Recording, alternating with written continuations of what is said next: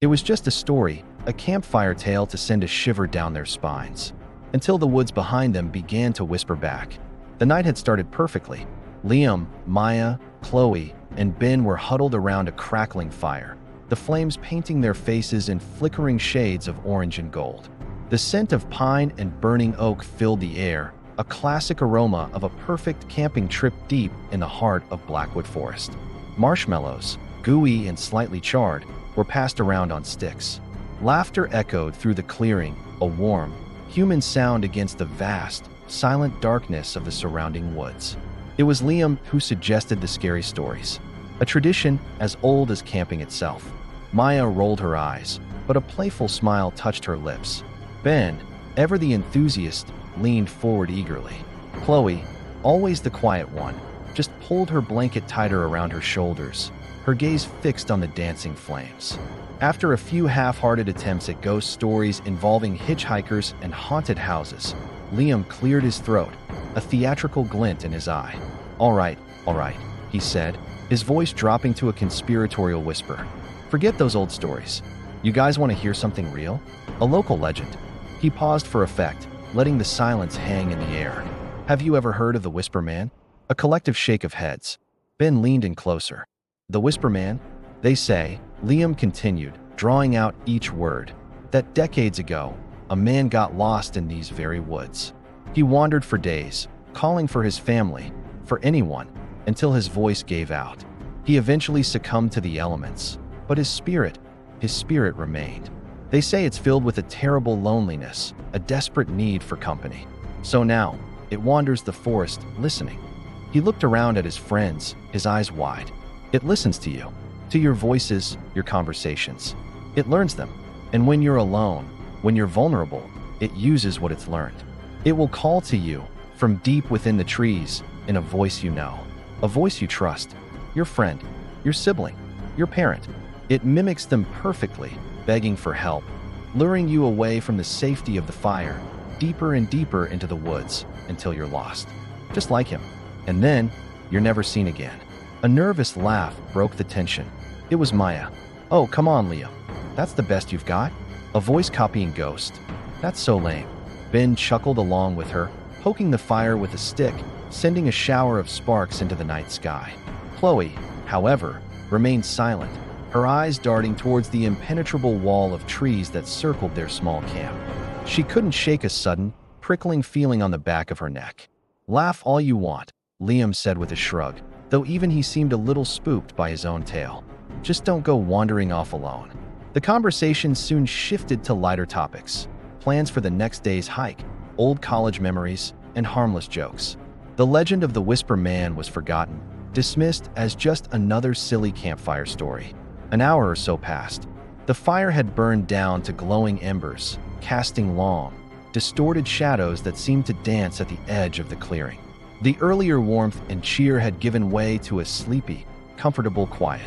Ben had gone to the tent to grab another blanket, and the remaining three sat in near silence, lulled by the chirping of crickets.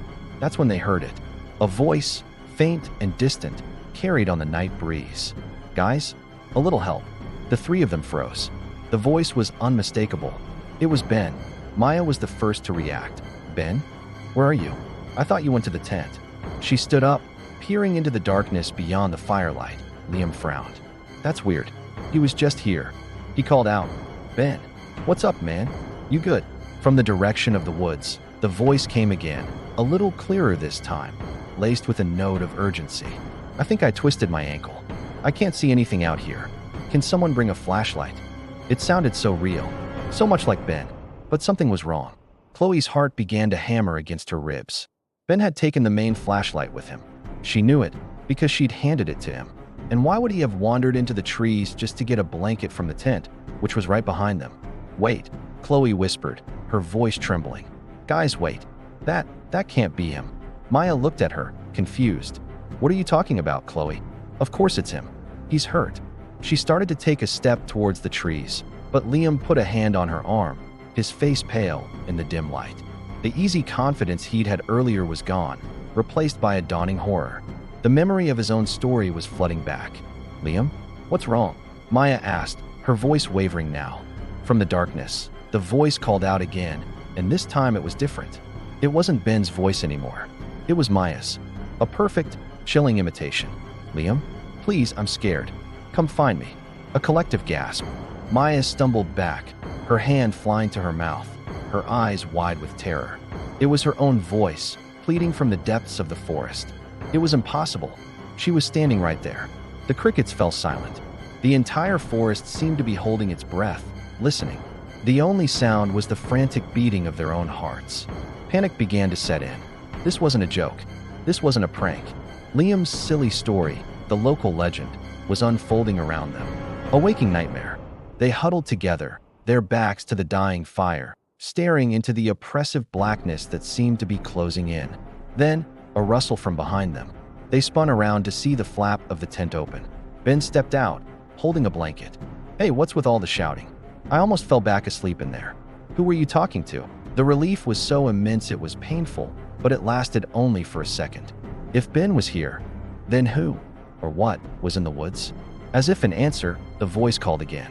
It was Chloe's this time, a soft, frightened whimper. "Ben, I'm lost. Help me."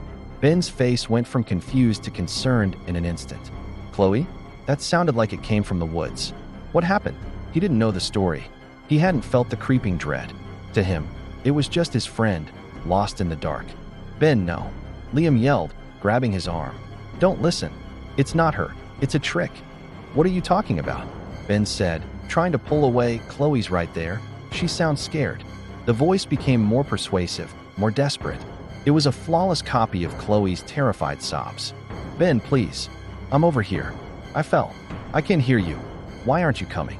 It played on every protective instinct he had. It sounded so real, so full of pain and fear. The logic of the situation was slipping away from him, replaced by the primal urge to help a friend in distress. Maya was crying now, shaking her head. "Ben, listen to us. It's the Whisper Man. It's real." But her words seemed distant to him, nonsensical. All he could hear was Chloe's voice, calling for him from the darkness. He looked from the terrified faces of Liam and Maya to the real Chloe, who was standing frozen, tears streaming down her face. Then he looked back towards the beckoning woods. The voice called one last time, a desperate, heart-wrenching plea. "Ben!" He shook off Liam's hand. His face was set with determination, a terrible, misguided resolve. "I'm coming, Chloe," he shouted into the night, ignoring the frantic screams of "no" and "don't go" from his friends. Ben turned his back on the safety of the firelight and started walking, then jogging, toward the sound, disappearing into the all-consuming blackness of the forest. If you want to find out what happens to Ben and if his friends can save him from the Whisper Man, make sure to like this video, share it with a friend who loves a good scare, and subscribe to the channel so you don't miss part 2. Thanks for watching.